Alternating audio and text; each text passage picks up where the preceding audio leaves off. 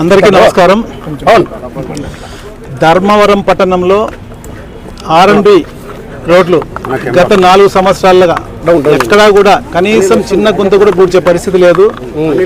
ధర్మవరం పట్టణంలో దాదాపు 150,000 జనాభా ఉంది. వారందరికీ కూడా చిన్నపిల్లలు స్కూల్కి వెళ్ళడం, తర్వాత పెద్దవాళ్ళు కూడా కింద పడడం, రకరకాల ఇబ్బందుల్లో పూర్తిగా యాక్సిడెంట్ అయ్యి రోజు 2-3 హాస్పిటల్ పాలయ్యే పరిస్థితి వచ్చింది. వాళ్ళందరి కోరిక మేరకమే లాస్ట్ వీక్ అక్కడున్న ఈ గారికి లెటర్ పంపించాము ఒకటి. ఎందుకంటే మీరు చేయగలరా లేదా మేమేమన్నా మా సొంత ఖర్చుతో చేయాలని చెప్పడం జరిగింది. ఆయన చేస్తారా లేదా రేపు బుధవారం వరకు టైం ఇచ్చాం. బుధవారం లోపల ఆయన చేయకపోతే నెక్స్ట్ గురువారం నేనే దగ్గరుండి ఏవైతే ధర్మవరం పట్టణంలో ఇవన్నీ ఉన్నాయో దానికి వెట్ మిక్స్ బీటీ కూడా అంతా అన్నీ వేసి తప్పకుండా R&B పరిధిలో ఉన్న ధర్మవరం పట్ల అన్ని గుంతలు కూడా పూర్తిగా పూడ్చి ప్రజలకు ఇబ్బంది లేకుండా చేద్దామని చెప్పి ఈ 4.5 సంవత్సరాల్లో అభివృద్ధి అని అక్కడ స్థానిక శాసనసభ్యుడు చెప్తున్నాడు. ఎక్కడా కూడా అభివృద్ధి అయిందైతే లేదు. ఆయన మాత్రం బ్రహ్మాండంగా అభివృద్ధి అయ్యారు. బురద చల్లడం చేస్తే మాత్రం నేనుగా ఊరుకోను. నాకు రాజకీయాలు అయితే అయినాయి, పోతాయి.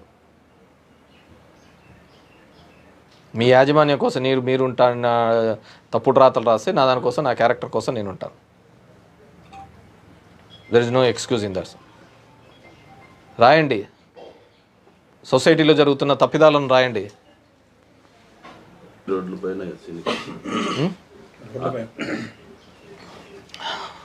సూర్య కలిసినదా ఈ ఇంకో పెద్ద ఆర్టిస్టు.